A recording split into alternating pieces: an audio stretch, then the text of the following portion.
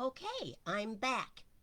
Um, and we're using a different microphone instead of the camera microphone, which was working absolutely perfectly the other day. But on top of everything else, the screen froze. So I'm just chatting for a moment to try to get some of you to catch up with me, which I hope you can. Okay, I finally see you. Do you? Uh huh. On the first one or the second one? Mark, I Aha, know. and Heidi can hear me. All right, and let me see if I can. Okay.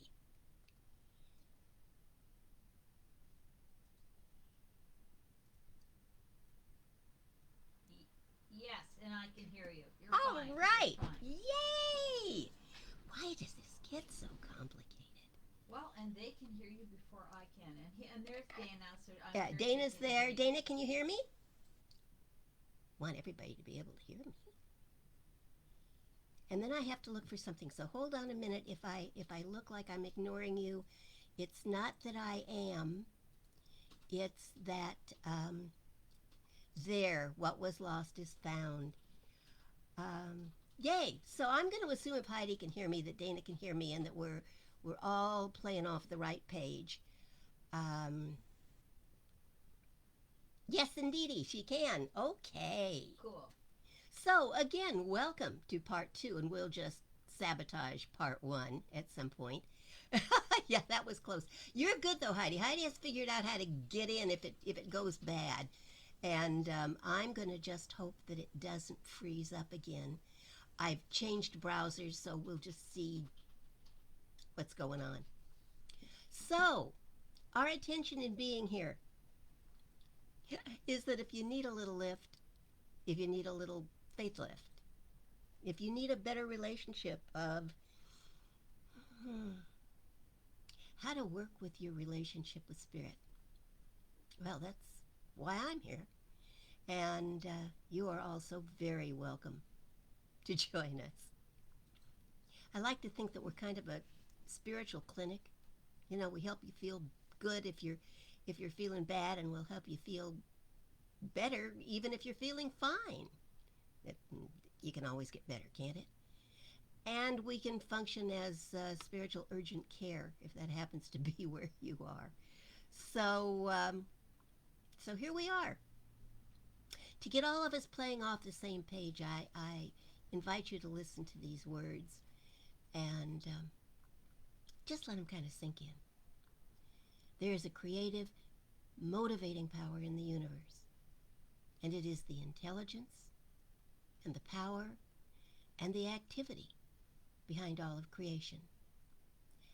And it is the life within me.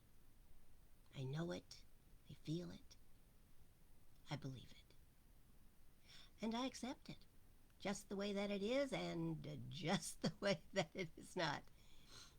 And so it is. So, just what is going on in the world at large, besides the intricacies of my adjusting to being kicked off and trying to work with a new computer, a new camera, and a new microphone. And here we are. So, so be it. I'm a little bit concerned that my screen here, well, it looked like it was frozen, but it apparently is not. So I'm gonna just trust that we'll keep going and be fine. So, what's going on in the world at large? Well, I read a line today that made me laugh. It said, "It may save your life, but can you pronounce it?" The Pfizer vaccine's new name, come, and I could pronounce it earlier. Comirnaty, Comirnaty, probably Comirnaty is getting raked over the coals. Gee, I wonder why. Um, and then there were two congressmen who took a day trip to Kabul. Representatives Mijer and Moulton's trip to Kabul was called a publicity stunt that took resources away from the evacuation efforts. It's like they needed to have security. They wasn't just two of them in a little biplane dropping in, and they just made things worse. And nobody knew they were going to go, so nobody could stop them. Isn't that just lovely? Oh, they walk amongst us. Uh, like they actually needed more people in Kabul to try to get out of there. I have a cat who's about to walk across the screen, so just bear with me for a moment if I disappear or if you see a tail. I'm out of control tonight. Delta Airlines is going to hike up health insurance premiums for unvaccinated employees by $200 a month. That just might get a few people vaccinated. Kanye West has asked the court to legally change his name to his longtime nickname, Ye. No comment. The FAA has released a PSA perfect public service announcement after thousands, literally thousands of unruly passengers are reported. The Federal Aviation Administration says that there have been 3,988 reports of unruly. Could they just not have rounded that up to 4,000? Apparently not. Of unruliness this year, more than 2,900 of them were about passengers' refusals to wear masks. Enough of this. Really, enough of this. There is so much more going on in the world, but as I try to point out every Wednesday, this is not intended to be a news show. I just wanted to emphasize that there seems to be a lot of stuff going on in the world. And my real question about all of that is how does it affect you? How does it affect us? What difference does it make in your life? Or does it? Does it? I mean, obviously, some of the big news stories impact lives. There's no doubt about it. But, oh my. I like Heidi says she's always got several exit plans. That's a good idea. Yeah, I know. It's just incredible, isn't it? What's going on in the world? I, almost 4,000 people have caused ruckuses on airlines just since the beginning of the year.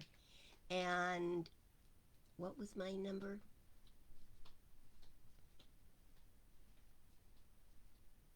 2,900 of it. Make that 3,000 out of 4,000 are about passengers' refusals to wear masks. Now, they were told. It's not like it was a surprise. They get on the plane with the understanding that they're going to have to wear a mask, and then they get mad because someone says, put your mask on. I don't get it. But then there's a lot I don't get. There's a lot I do get. There's a lot I like to think I understand. But boy, some of the things that go on in the world just amaze me. So why don't I get to what I really like to get to, which is talking about what I was going to talk about. I think that's a good idea. Because I figure that's why most of you are here, that and the camaraderie. So, there is a little picture that sits on my desk, and I'm looking for it in this moment because, hold on.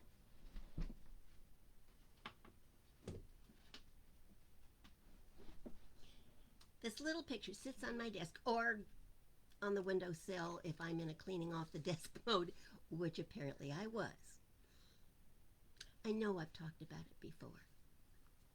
But now, well, it's really fading after Hello Spirit. After decade. Bye-bye. Bye-bye, kitty. Bye-bye, kitty. Go on. Let me start again. So there's this picture and it's fading after decades of exposure to the elements.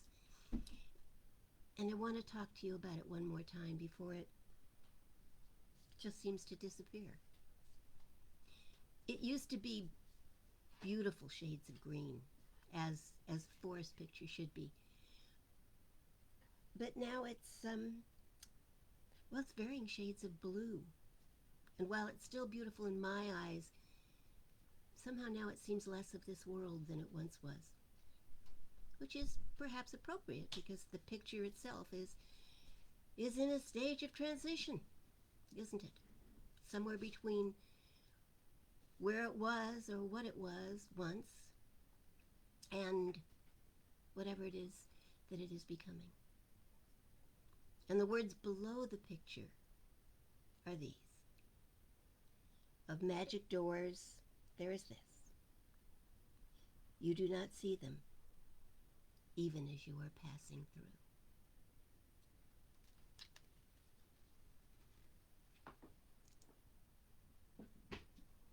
Not sure how to get that with this, but there we go. It was green once. Now it's very, very blue. I wonder if that means it's sad. Are you sad? I hope not.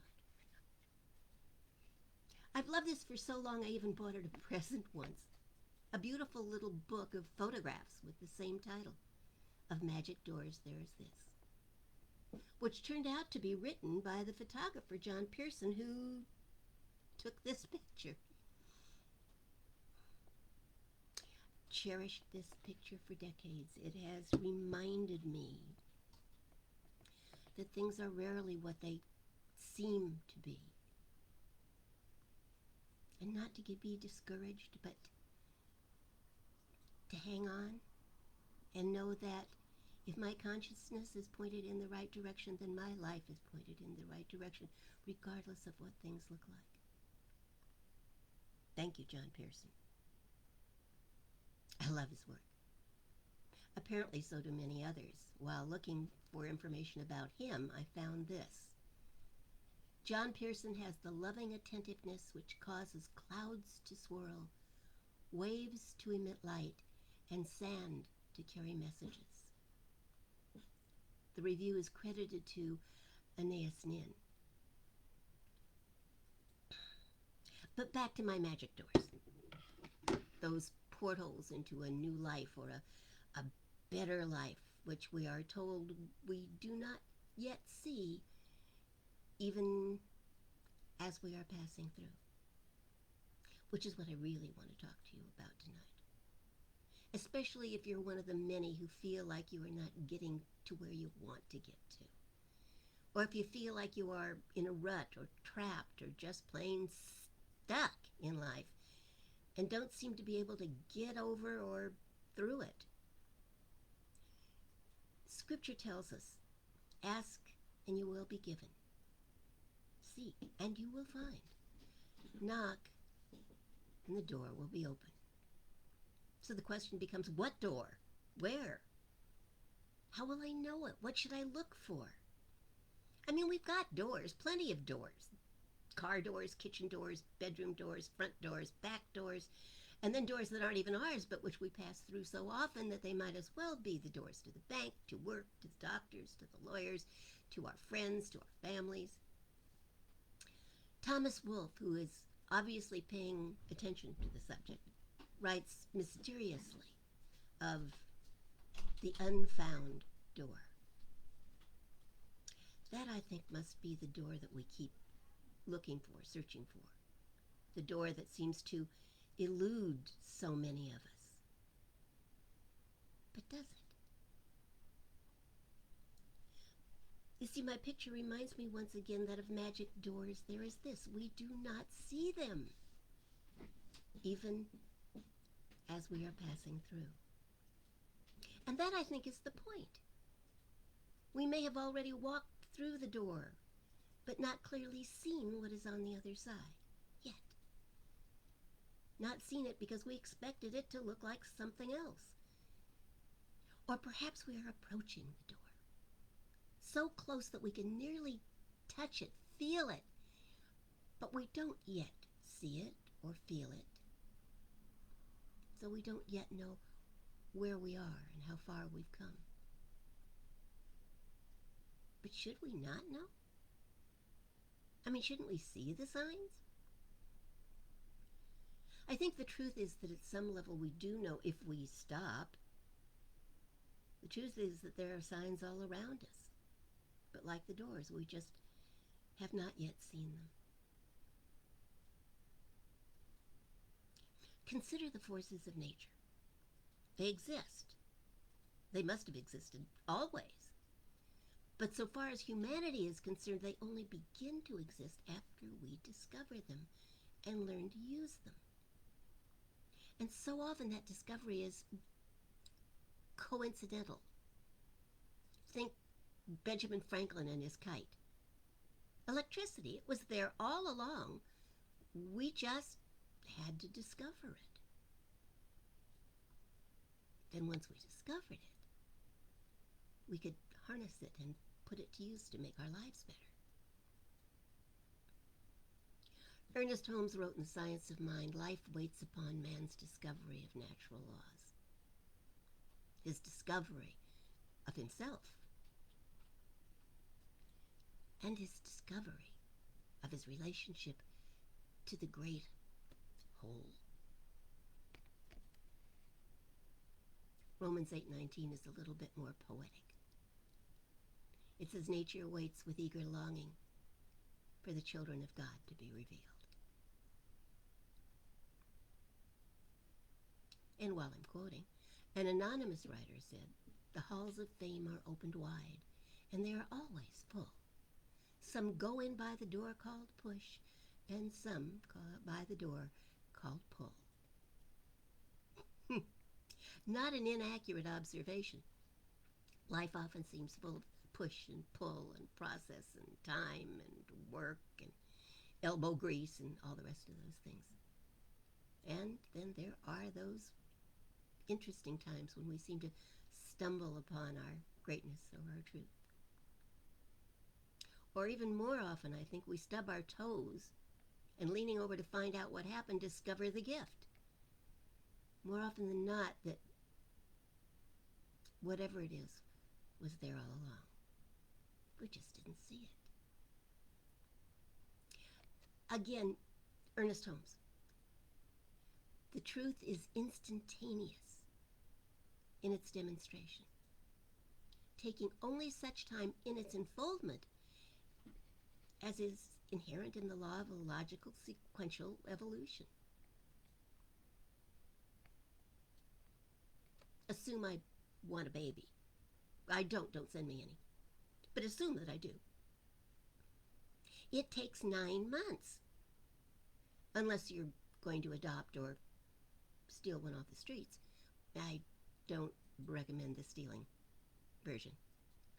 But it takes time for that baby in the mother's womb to grow and become and be ready to end up in the world. There is a logical, invisible law of unfoldment, Holmes writes, that we must come to trust. And although we do not see the way, we must believe that the way is and is operative.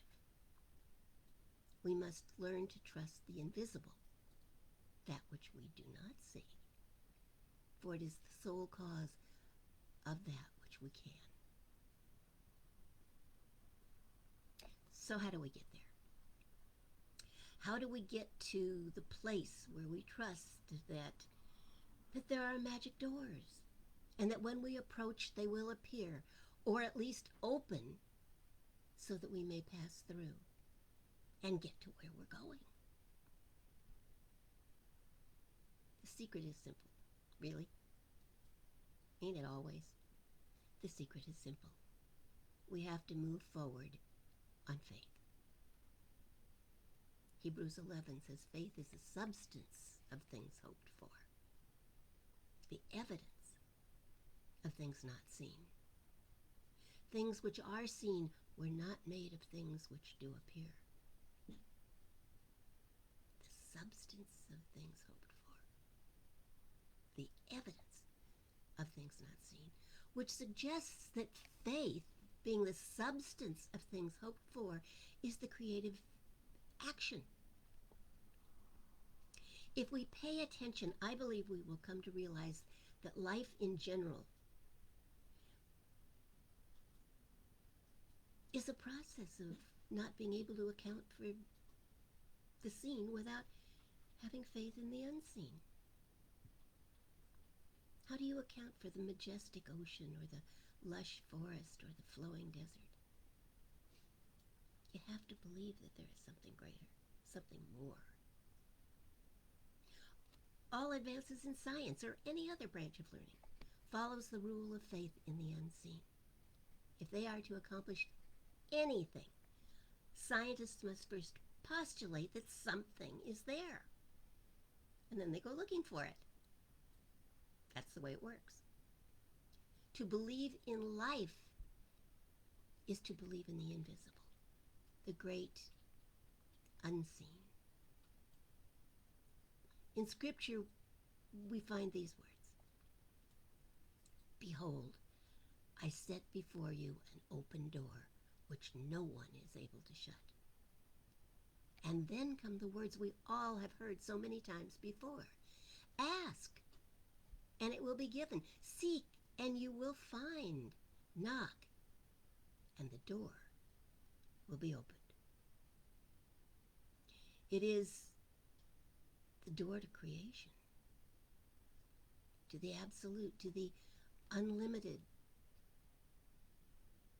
to your dreams, to your hopes, to your aspirations.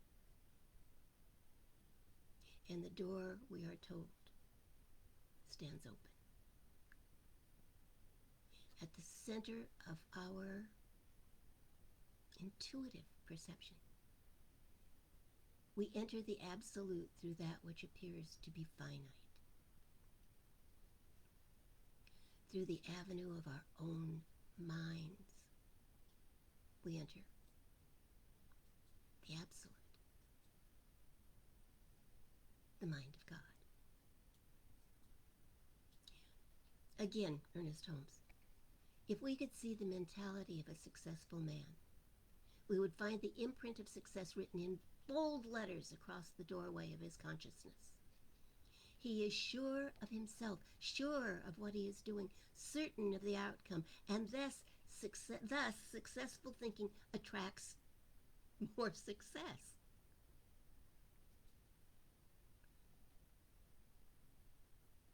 Tagore wrote, "When one knows thee,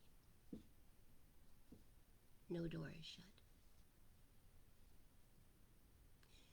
T.S. Eliot wrote, "Footfalls echo in the memory, down the passage which we did not take, toward the door we never opened."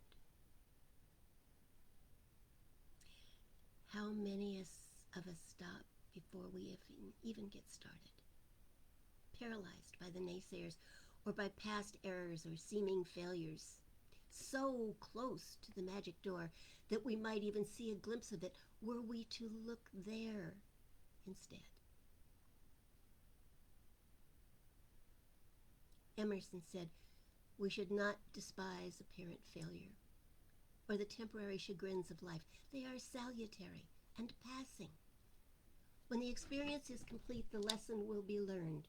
Oh, you're back. "And we shall enter the paradise of contentment."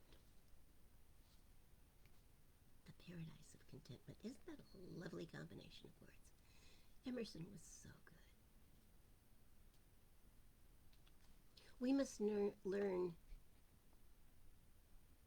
not to look at the things which are seen as anything more than temporary visions that will in their time produce a good and desired effect, regardless of what it looks like. Behind the visible and always changing is that which is eternal, working in time and space for the sole purpose of expressing itself. So the secret is revealed.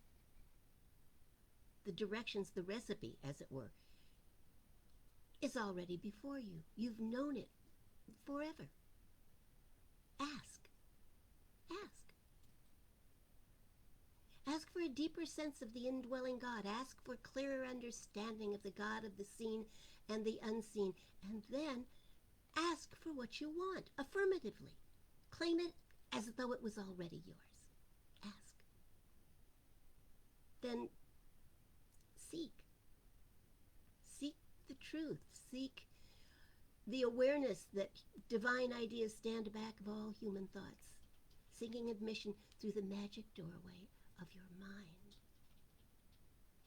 And then seek proof of the presence of that which you have asked for, believing. Look for it. Knock on the door. Be aware of its presence in your life and connect with it. If we look at life long enough, we shall come to understand her. If we look at love long enough, we shall become love. If we gaze at joy with an open mind and heart, we shall feel it. And the door will be opened. Ask, seek, knock, and the door will be opened. And aware of it or not, you will walk through the door. And on the other side of it, you will find happiness. Ideas, followed by faith. Faith in the presence of God, in the power of creation and recreation. Faith in that power that abides within each one of us. And faith in the ideas themselves as God's mind expressing as us through us. Faith is the key. Ideas are our magic doors, and faith is the key. Ask, seek, knock, and the door will open. Graham Greene said, "There is always a moment when the door opens and lets the future in." Of magic doors, there is always this, that we may not, probably won't, see them even as we are passing through. But if we keep moving toward life, toward creation, toward the good that we imagine, the fulfillment of our dreams, we will surely pass through those doors. In Walden, Thoreau wrote, "If one advances confidently in the direction of his dreams and endeavors to live the life which he has imagined, he will meet with a success unexpected in common hours. He will put some things behind, and we must. He will pass an invisible boundary. A new, universal, and more liberal laws will begin to establish themselves around and within him. Or the old laws be expanded and interpreted in his favor, in a more liberal sense. And he will live with the license of a higher order of beings." Who would not want that? Who would not want to live that way?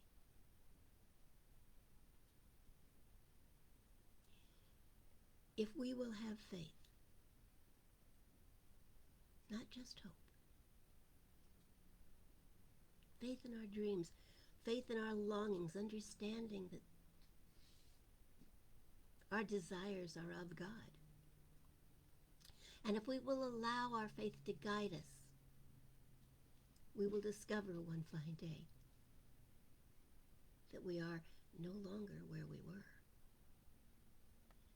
And in a flash of enlightenment, we will come to discover that we have in fact been changing all along, moving forward all along, and that we are already on the other side, on the side of our dreams and aspirations. And we will discover that this other side, this place we have moved to, contains paradise. And that paradise we shall know and recognize from the blueprints in our dreams and visions. And that paradise is where we will make our homes and where we shall live.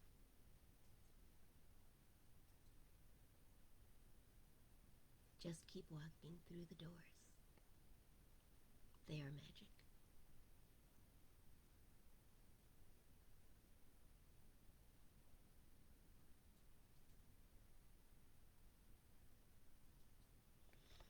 Hmm.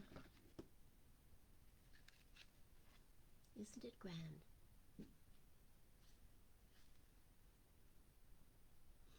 Words, pictures, memories,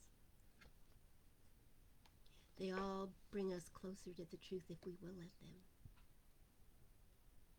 Let them.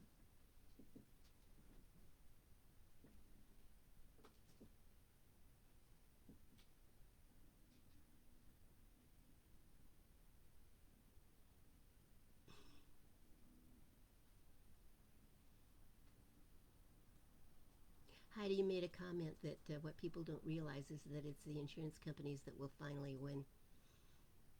On one level, I agree with you, but on another level, when you live with the destruction that a fire can create, and you realize how much. Now, I realize there's a lot of money behind it. Don't get me wrong, but there have been a lot of fires and a lot of claims in the past few years, and it'd be interesting to see what happens in the long run, won't it? Yeah, I know. The yellow is fading. Almost gone. And then I will have a picture in varying shades of cyan. And I will still love it. Hi, Laura. Glad you're here. A lot of people are in real transition right now, Heidi. Yeah, I got it. That's kind of why I'm here. So many things happening in so many lives. And I realize, too, that as we get older, we keep enlarging the circle of our life, which brings us to experience more and more of other people's experiences. Um,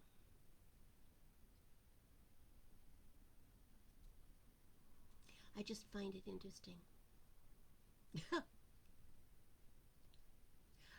I'll have that debate with you someday, maybe. Let's just see what happens. I'm kind of in a wait and see mode.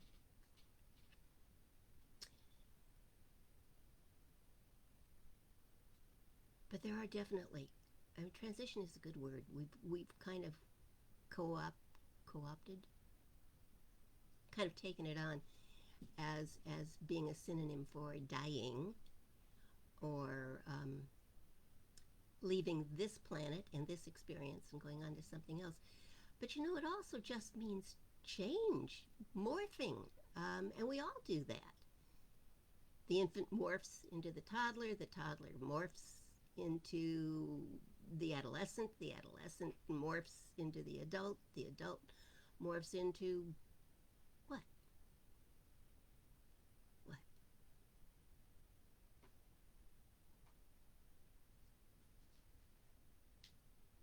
And it is sometimes it's very smooth and very easy, and other times it's very chaotic. Many of us are dealing with transitions. That being not only changes in our own lives, but changes in the lives of those around us. And I was looking at my daughter's wedding picture the other day and realized that of all the people in it, and it was a large picture of the extended family with many people in it, I realized that like 6 of those people are no longer with us. And not because of divorce, in most cases, because of permanent transition to another plane, because they died. And I found myself thinking how many of them are still living large in our memories and our hearts. And how many we're just kind of glad are gone.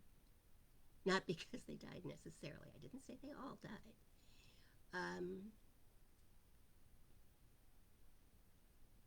But it's confusing, and I found myself thinking, I wonder why that one and not that one, why that one and not that one.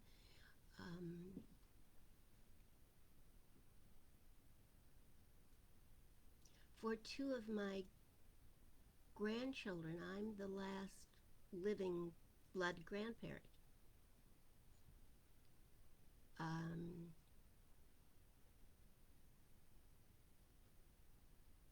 that sits interestingly in my mind and heart. It feels like a torch has been passed and I'm responsible for something.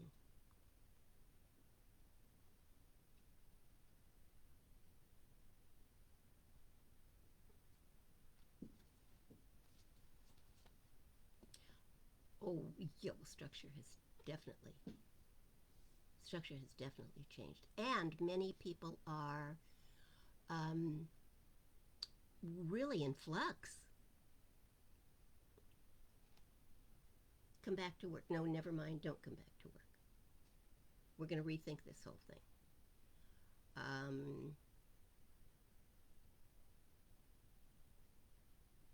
There are a lot of people trying to figure a lot of things out, and some of them are doing a better job of it than others, and some are trying to hide their head in the sand, and some are just trying to cope. How do I get from here to there, given what's going on?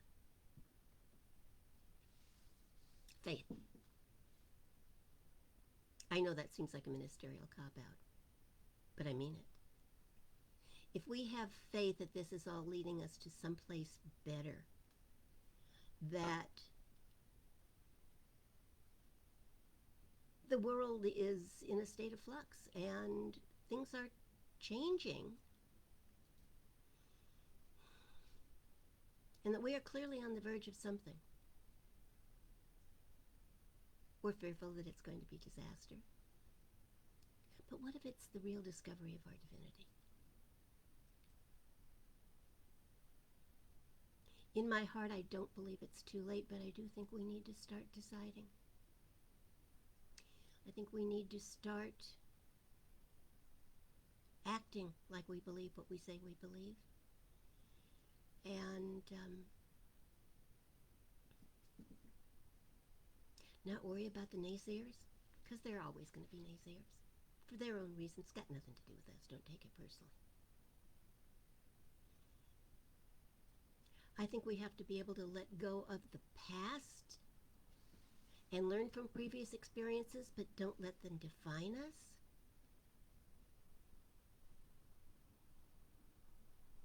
Our minds will create tomorrow. I believe that with all my heart. If it is truly done unto us as we believe, and I really believe that it is, then I think it is up to us to become enlightened, to enlighten our minds with our visions and our dreams for the future, and then allow our feet to follow. Do what we're called to do. What do you want the world to be like? Who do you want to be in it?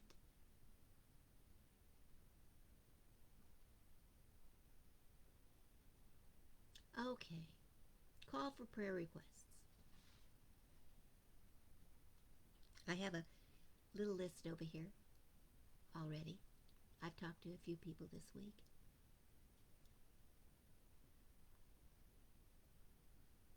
Lainey is back with her mother, but checking in. And, let's see, Spirit is sitting on my prayer requests.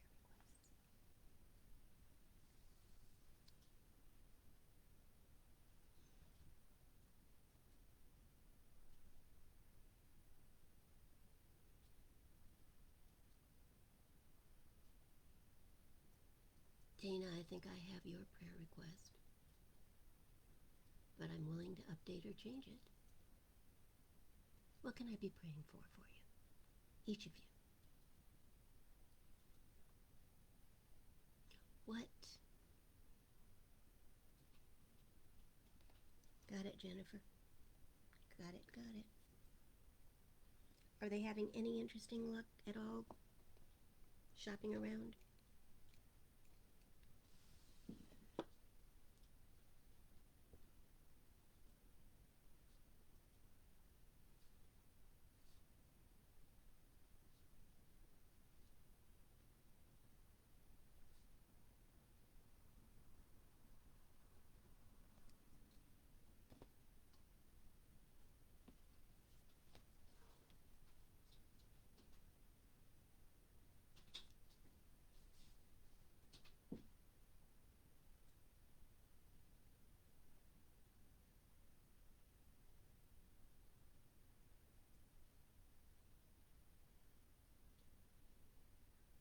Okay, Jennifer, we're going to know it only needs to loosen up a little bit, and the perfect home will pop out for them. That's my non-ministerial version of what I believe will happen. Yeah, you got John. Anybody else? Laura?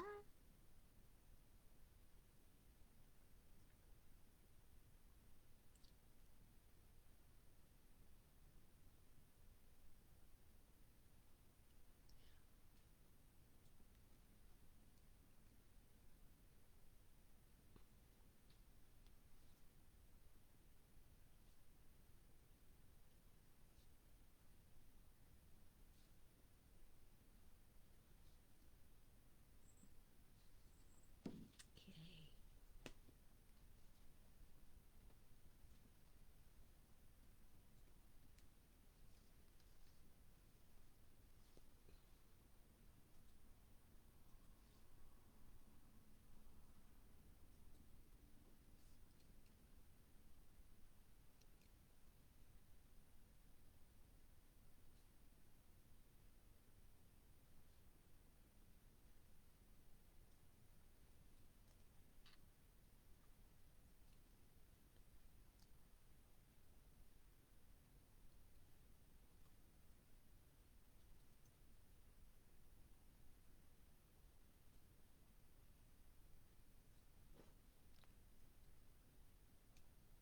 Yeah, I read about that too, Jen. In fact, I mentioned it at the top.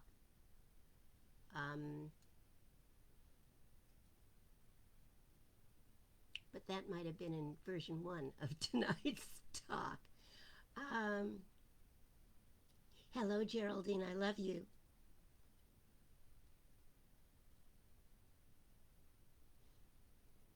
Everything comes within, doesn't it?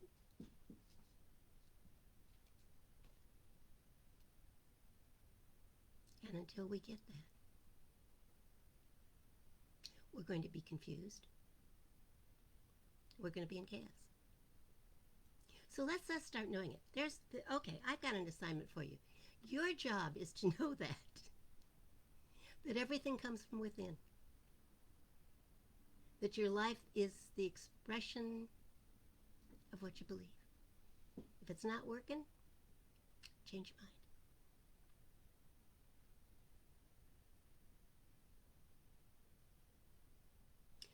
Okay, Heidi got it.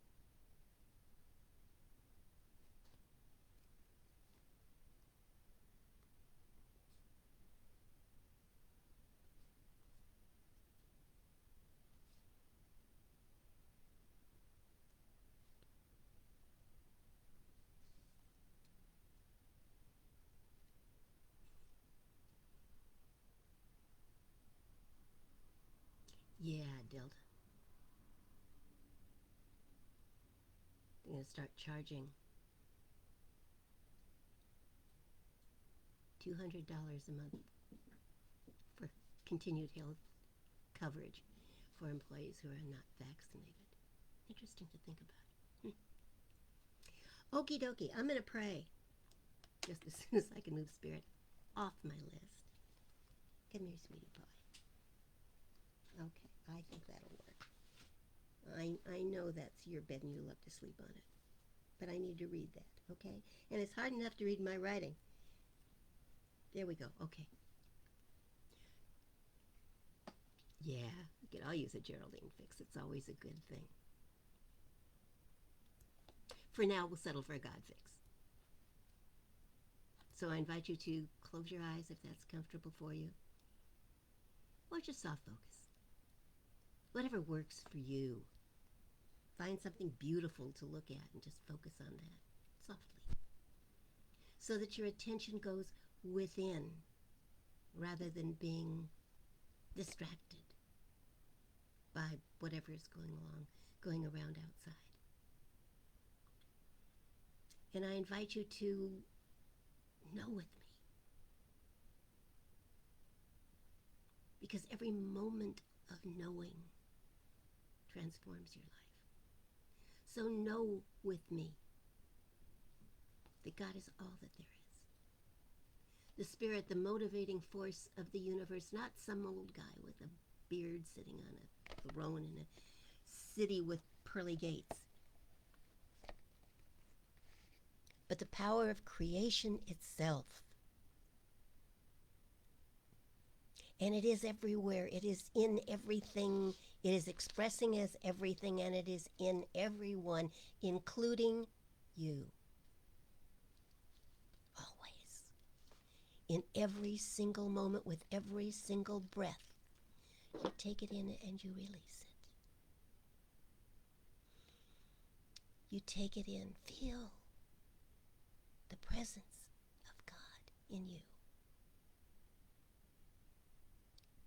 And then exhale. And know that as you do, you send your thoughts, your beliefs out into the universe for the creative motivating force to make real.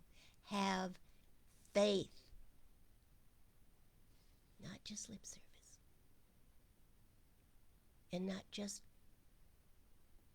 for an hour or 2 hours a week. Have faith. Believe. There is nothing more important than that. Practice it until it is so natural in your life that all you are doing is creating wonderful things all of the time. You have the presence. You have the power. You are unlimited. God is where you are right now.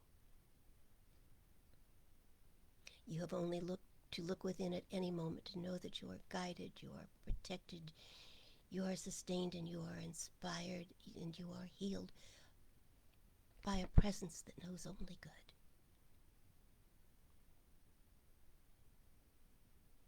And so I know this. I know that the words that we speak, that which we exhale out into the universe becomes our reality. And so I know in this moment, for Lainey's family, peace, deep, deep peace and understanding and wisdom and divine right action as it moves in them, as them, and through them to make each life better, clearer, stronger.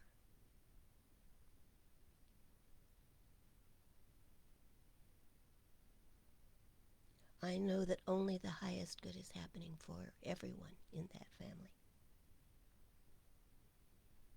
And I know that Lainey knows that she can let go and let God and let it be. And so she does.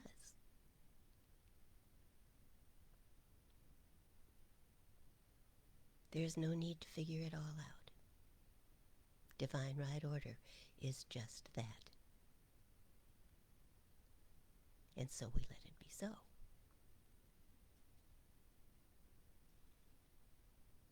I know for Dana, a deep, abiding faith and peace of mind.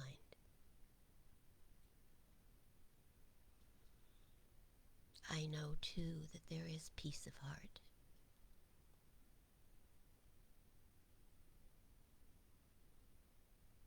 I know that her son John recognizes the peace that is within him and allows the possibility of his life to awaken and enlarge and express at the highest level. I know that he knows who he is, what he is. And that changes everything for the better.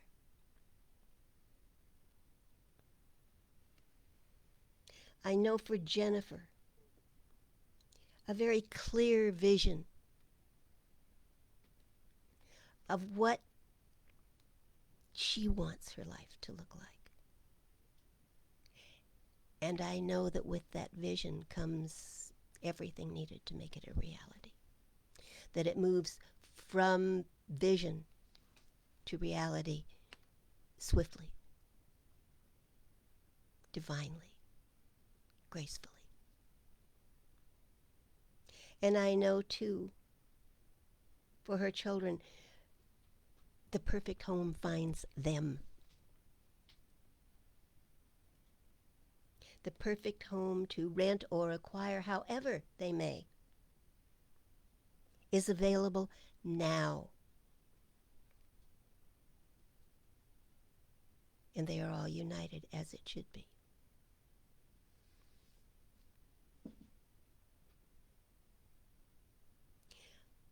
I know for Laura, continued work on her dreams and the manifestation of the reality of those dreams.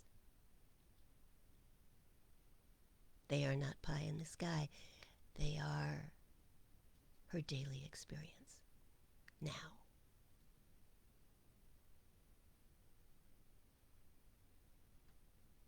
And I know for Heidi, clarity about her stomach issues and the perfect healing of those issues now. Now. Not somewhere in the future, but now. The reality of Heidi is whole and perfect and complete and well with no stomach issues. And the joy of the freedom that that gives her.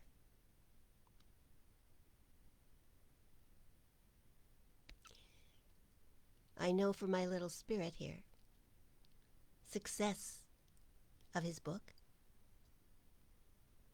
that it brings joy and happiness and laughter to those who read it and enjoy it.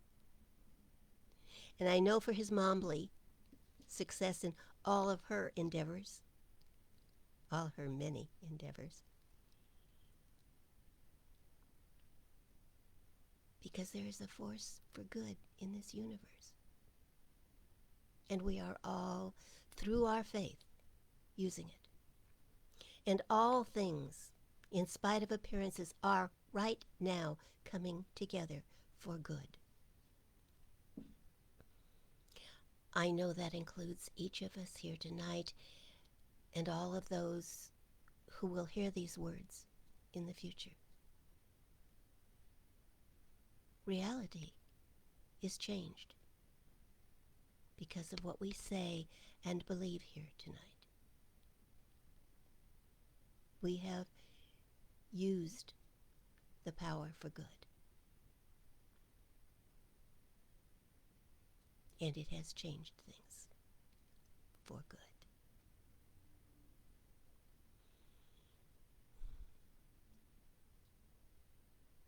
And I know for those who have not asked tonight, still the realization of their dreams and their visions and their desires.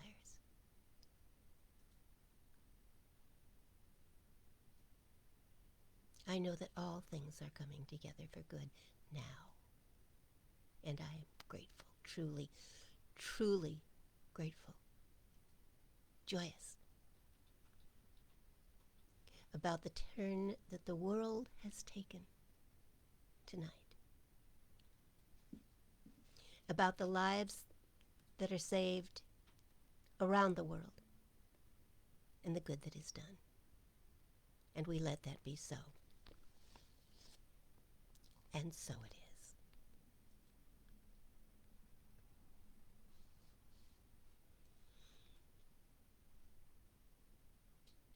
Well, I seem to have gone over a little bit, but then I got a late start due to technical issues.